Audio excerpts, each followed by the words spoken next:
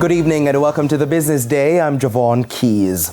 The Tourism Ministry says while there has been an improvement in airlift connecting Jamaica to the rest of the region in the last year, there are still major gaps. For years, movement around the region has been constrained due to either the cost or the lack of available service. One region with great economic prospects, but the Caribbean continues to grapple with air connectivity issues. The Caribbean is just too expensive to move around. It's just the truth. It's cheaper to go to Europe from the United States than it is to travel from the United States in some respects to some parts of the Caribbean. Thankfully, Jamaica doesn't have that problem at the level that other countries in the Caribbean have, including Trinidad, which is expensive to travel to generally. But it's a challenge, and I think the more competition that we have, the better chance we have of addressing these issues.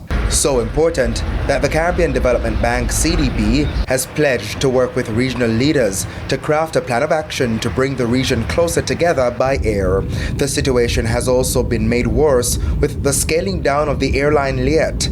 Senior strategist in the Tourism Ministry, Delano Seavright, says over the last year, more airlines are seeing opportunities for new service. Caribbean Airlines has been, I think, very proactive in wanting to better troubleshoot the arrangements as it relates to moving around the Caribbean. We're also happy about Aerojet, which is an interesting option. They do Santo Domingo is their hub in the Dominican Republic, which is also becoming an important hub for that part of the Caribbean. And of course, Inter-Caribbean has really been doing a good job. The mere fact that they're now doing the non-stops between Kingston and Barbados to us is a very positive development. I will want to see more of that. And Cayman Airways, of course, has played a role and intends to also expand more into the region. The government of Antigua and Barbuda has announced that plans are advanced to have the newly organized Liat begin operations this year. Caribbean Airlines is also looking to connect more territories with additional regional aircraft in the pipeline. Mr. Seawright also says some airlines are looking at the multi-stop approach. We are seeing interest from other carriers, including one major Canadian airline that wants to do a service, for example, between Toronto and Kingston, and then onwards to Georgetown, Guyana, then back from Georgetown, Guyana to Kingston, Jamaica, then back to Toronto. And it's something we're encouraging, and we're still in discussions with them to work out some of the logistics that will relate to that. That we believe is another step and another option as it relates to addressing some of the issues of connectivity throughout the region. The Bank of Jamaica, BOJ, started the week with a $20 million intervention into the foreign currency market.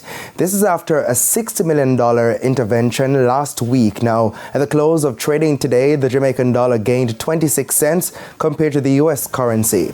Banks and cambios are selling the American dollar for an average $156.09, $114.50 is the going rate for the Canadian dollar.